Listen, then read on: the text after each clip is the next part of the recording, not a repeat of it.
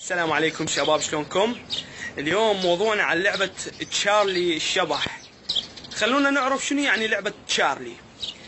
هي لعبة تجيب ورقة وتكتب عليها يس نو نو يس، وتخلي قلم فوقها قلم، وتبدي تقول تشارلي ار يو هير، يعني تشارلي هل انت هنا، او كم هير تشارلي يعني تعال يا تشارلي. تقول له تريد تلعب، فاذا يتحرك القلم يعني على اساس اجى تشارلي، فيقوم القلم يتحرك من وحده. تعالوا خلينا نروح نلعب اللعبه. Come here تشارلي. تشارلي اذا موجود تعال. تشارلي Come here. Are you playing isn't it? يلا تعال. تشارلي تشارلي تشارلي يمه تشارلي انا موجود، روح على اليس. ليش تنفخي تشارلي؟ لا تنفختي يا عوبه. شو من نفخ حتى بيت تشارلي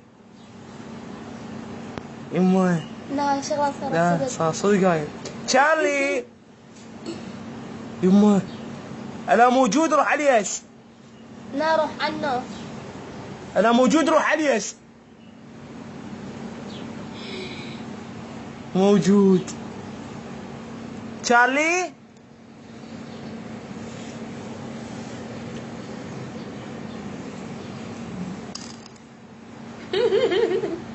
طبعا اكثركم صدق اللعبه وقام يلعبها، وعباله صدق يجي شبح اسمه تشارلي ويلعب هاي اللعبه ويلعب وياكم ويجاوبكم على اسئله. عبالكم يعني صدق تشارلي راح يحرك القلم، بس هي كلها عباره عن خدعه. الخدعه هي عباره عن جاذبيه الارض. اكيد القلم خفيف، فمن تخلي القلم على القلم راح جاذبيه الارض تحركه عن طريق الهواء. هو اقل هواء راح يتحرك القلم. فانت بهاي الثلاث ثواني من تقول ار يو هير هل انت هنا، فراح يتحرك القلم. على سبيل المثال جبنا قلمين، نخليهن ونخلي هذا القلم، الجاذبيه راح تحركه، جاذبيه الارض او الهواء الموجود بالمحيط.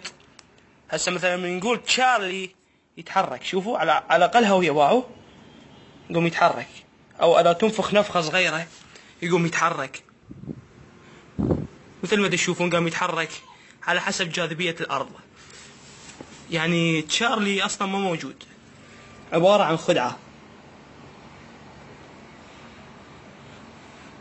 شوفوا جاذبية الأرض تحرك به، لأن قلم على قلم ما يرهم أبد، يعني ما يقدر يثبت. هسه بهاي الحالة بعد ما يتحرك لازم ترجعه شوية هو يقوم يفتر بعدين. شوفوا هواي ناس عوالم شبح وما اعرف شنو صدقوا وقالوا بيهم حرام تلعب هاي اللعبه، بس لا حد يصدقها، ترى كلها كلاوات. اصلا ماكو شيء اسمه تشارلي. تشارلي يقولون قبل بالروايات، يقولون على اساس انه هو طفل انتحر، ويقولون هو شبح عيونه حمر ومن ذن السوالف. بس احنا كمجتمع مسلم، مجتمع اسلامي، ما نصدق بهاي الروايات، لان احنا عندنا نبي وعندنا ائمه عليهم السلام، عندنا يعني هواي اشياء تمنعنا عن هاي الاشياء، يعني ما تخلينا نصدق بيها. وإن شاء الله عجبتكم الحلقة والشرح عجبكم. وإذا عجبتكم الحلقة سووا لايك، وكالعادة بالسطح شفتكم يعني اشتاقيتوا له. إذا عجبتكم الحلقة سووا لايك، وإذا ما عجبتكم سووا ديسلايك، وسووا لايك للصحن اللي وراي والصحن الثاني اللي وراي، هذاك الصحن مال أخوي الصغير. ولا تنسون تسووا لايك على صفحتي على الفيسبوك اللي اسمها يوميات واحد عراقي. وإذا تريدون تشوفون كل فيديوهاتي بس اكتبوا باليوتيوب يوميات واحد عراقي.